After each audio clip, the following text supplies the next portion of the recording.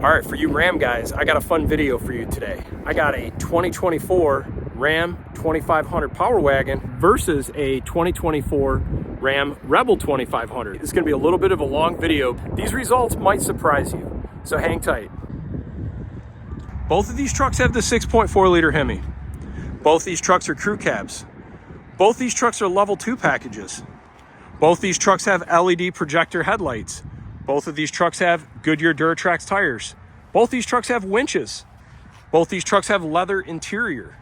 Both these trucks have 360 camera, adaptive cruise control. But here's where things get interesting. So the Power Wagon is a very specific animal. If you're not familiar with these trucks, there's a really cool history on these. And as I was a kid, like 20 years ago, I remember when the Power Wagon came out, this was a pretty class of its own truck. This was one of the only trucks out there in a heavy duty truck market that had factory front and rear lockers for the front axles. If you're not familiar with what a locker is, basically it locks up the axles. So when you're off-road, rock crawling, mud, snow, you're getting 4 full wheels of traction. Whereas without lockers, a 4-wheel drive, believe it or not, can actually turn into a 2-wheel drive. That's for a separate video. But for the layman's terms, this is an ultimate off-roading heavy-duty truck. There's nothing on the market that has the full function of this. This is basically a Ram heavy-duty Jeep Wrangler Rubicon, in simple terms. These things are awesome. But Ram added another truck to the mix in 2023, I believe. I got to check. 2023 or 2024, they made a Rebel 2500. They haven't had one of these before. And what was cool about this is the idea was to give someone a portion of the looks of a Power Wagon. And if you look at these two, they look very similar. The bumpers look the same. The grills look very similar. The hoods look very similar. The mirrors, the tires, even the valance down below is similar. They both have winches. But if you didn't want the lift that the Power Wagon had, this is more of just kind of like the appearance package of a Power Wagon without the functional changes. So neither of these trucks have been dealer prepped. They actually just got delivered from the assembly plant the other day. So a little bit dirty, but that's okay. They're gonna get prepped for whoever buys these trucks. But now let's kind of compare the interior. Let's start with the Rebel. Look at the door trim, soft point. See your black satin, kind of like the Darth Vader chrome bezeling. Got the nice Rebel embroidery on the seat. Very nice. I like that. It's a nice center console. I like the leather cover on the door handle. 12-inch display. But here's where you're going to notice a difference when we look at the Power Wagon. Here's one area where the Rebel has a big difference. 2,861 pounds of payload. That'll be a point I'll come back to later in the video. Spray and bed liner, got the real nice Ram badge on the back tailgate. Still looking similar, other than you see the Power Wagon logo on the rear. Same spray and bed liner. Now let's look at the interior of the Power Wagon. Same appointments, same trim work. Everything looks the same, except this says Power Wagon. Same display, obviously Power Wagon right there, and that is super cool. It kind of talks about the engine horsepower and everything. I love that. I think that's a really cool badge. Same amount of center console. Got the nice Power Wagon badge here in the center console, but this is where things get a little different. Here's what I mean. On the Power Wagon, this is where you get the serious off-road features. Sway bar disconnect, front and rear axle disconnect, and you can kind of see where you can separate. You can lock both front and rear, or you can just lock the rear. That's incredible. Whereas the Rebel just has a locking rear differential and no sway bar disconnect. Sway bar disconnect is used for if you're rock crawling and you need extreme levels of suspension articulation. This will allow you to have that. Now I'm going to show you some other functional features that are just absolutely super cool. Okay, we're first going to start now with the Ram Rebel, and I'm going to show you the front sway bar. See this front sway bar right here? You notice it's a full round. There's your sway bar link attached to the front axle. There's your front coils, springs, shocks. Now let's look at the Power Wagon. First thing you notice, see this right here? Ram makes a special sway bar for the Power Wagon to get extra clearance so that when you're at full angles, your tire doesn't make contact in there. That's pretty neat. It's gonna bring me to the next point, which talks about, which is nice and hidden. See that right there? That is a sway bar disconnect for your front axle so that the suspension can articulate. This is gonna bring me to the next point now, which I didn't realize they did this. So this is on the backside of your axle, and this is your radius arm. If you look at the radius arm, it connects to the frame there and goes to the axle. And if you see, there's 2 points there. There's 2 points there on the axle, here, here, and here. Look at the shape of this radius arm. Now let's look at the Power Wagon. Completely different design. Do you notice the shape of this arm is completely different? You don't have the bar that goes all the way back. It goes back here. The reason they do this is this design here actually is better for off-road because you can get more flex off-road in the suspension and more articulation. That's incredible. Other little subtle things Ram does.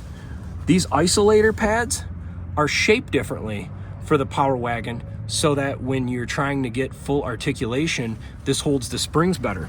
That's incredible. Now let's look at some of the skid plates and see some of the differences underneath.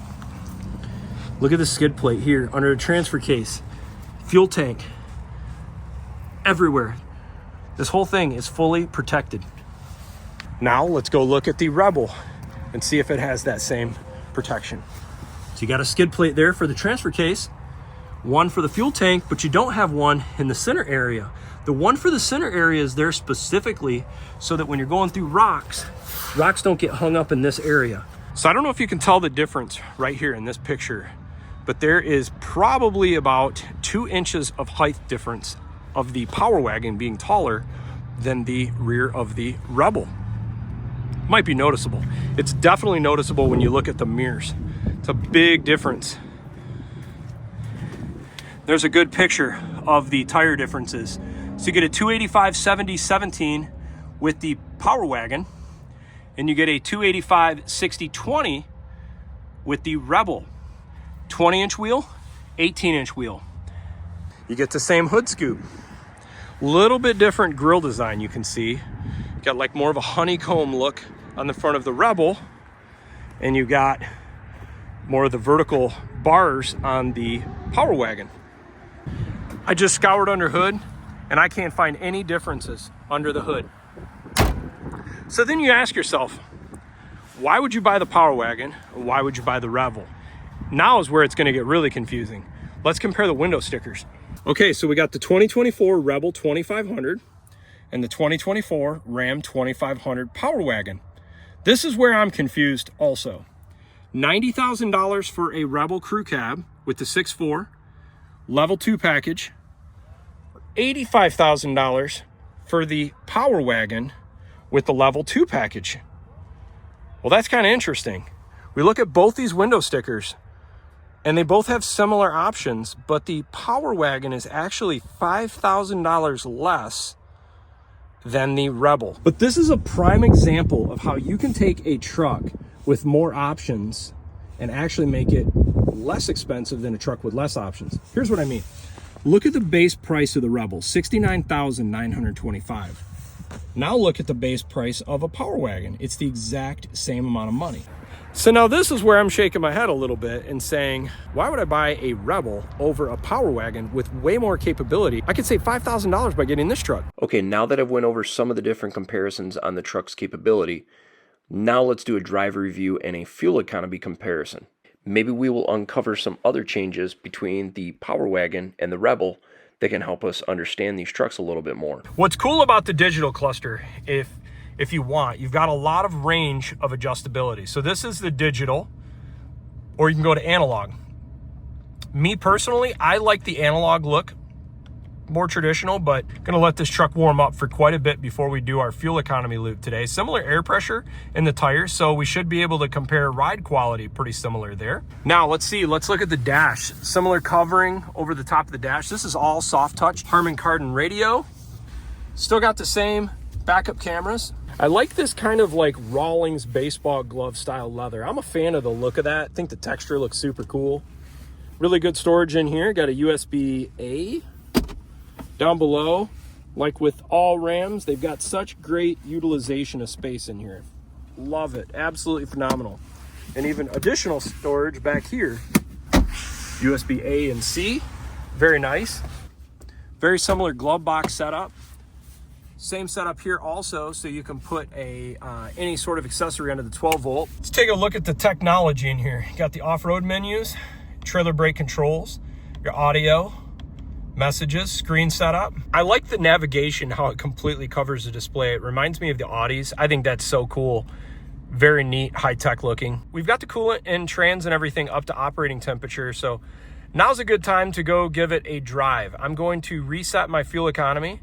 I'm going to reset my trip, and let's go for a drive. It's nice to jump in another HD truck with a gas engine to kind of compare. I've driven GM's L8T 6.6 liter gas engine with the Allison 10-speed trans, as well as Ford's 7.3 liter gas V8 with their 10-speed transmission. And now we're in the Ram with the 6.4 liter and their 8-speed trans. I'll be curious to see how the 8-speed trans feels in this truck, because I've been a huge fan of Rams and Chrysler's 8-speed trans in general. I've had a bunch of these in Ram 1500s and Jeep Grand Cherokees with eco diesels. I've never had a problem with one. The trans tuning always seems like it's on point, and from everything I've read, they're very robust transmissions. I'm more of a fan of the less chrome look than the chrome look, and this has got that sporty feel for sure. You can tell. Kind of look at these speeds right here. No hypermiling, no one in front of us, no one behind us. It's a flat, about 70 or about 14 miles per gallon. Can see it 74 miles per hour. We are just a tick under 2,000 RPMs. I'm gonna say 1,900, maybe 1,950 with the 6.4 and the 8-speed transmission. So now on the rural driving stretch, no surprises.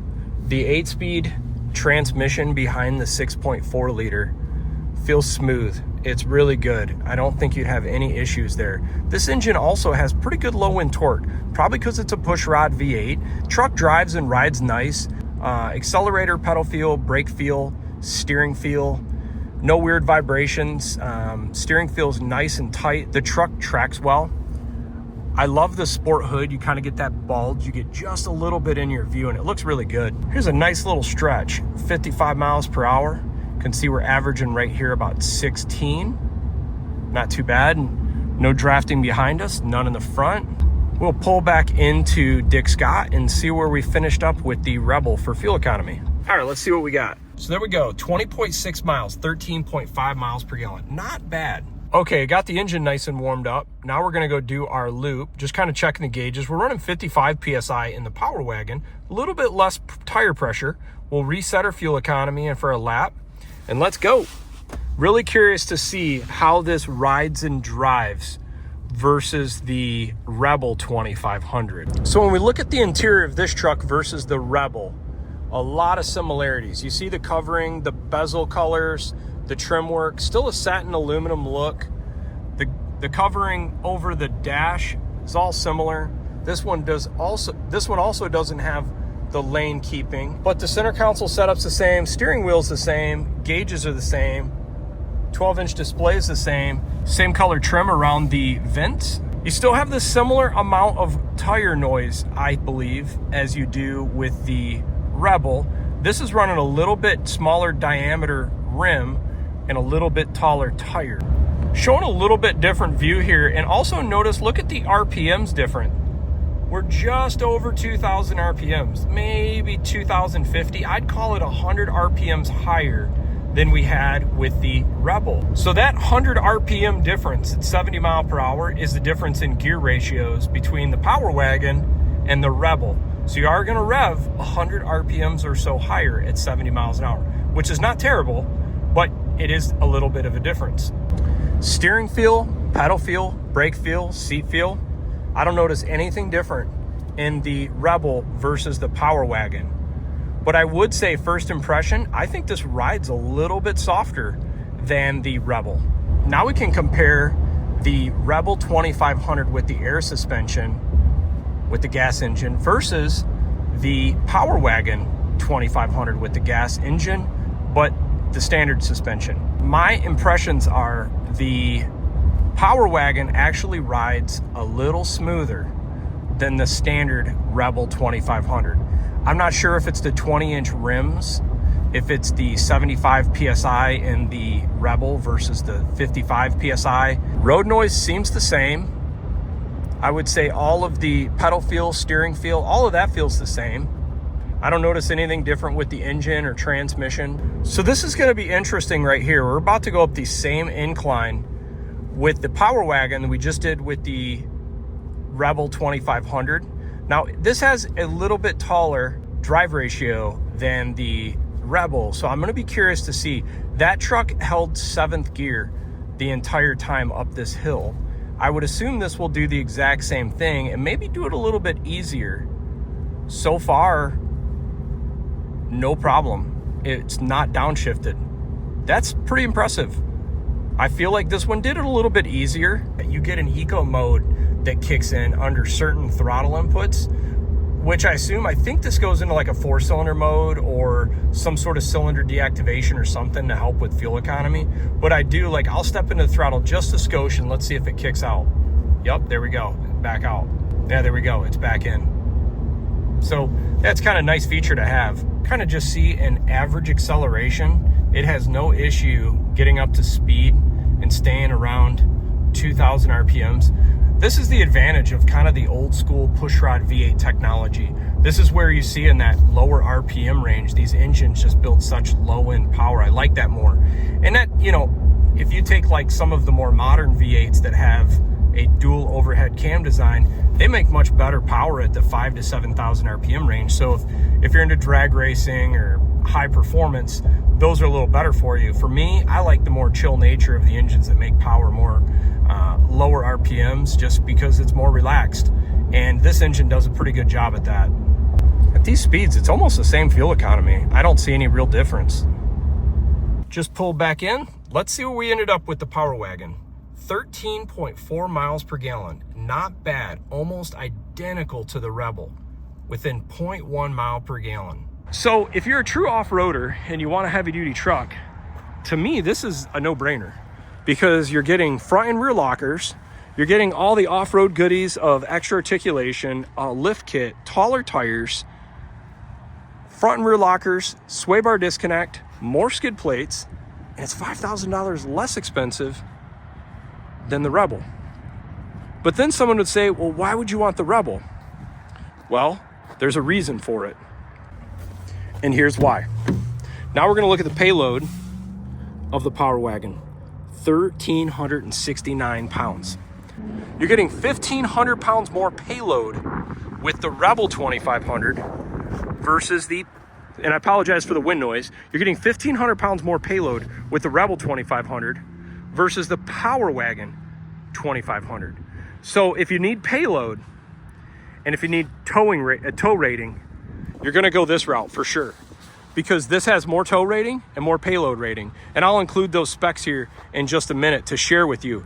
But for me, if I'm never gonna exceed 1,369 pounds of payload, and I probably don't need, you know, maybe more than 12,000 pounds of tow rating, and I need to see what that is specifically, I'm going to Power Wagon, because this thing is the OG heavy duty off-roader. There's still really nothing in the market that has this type of truck made.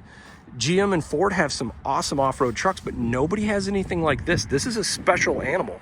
And so that's why I would go this route. So which truck is for you?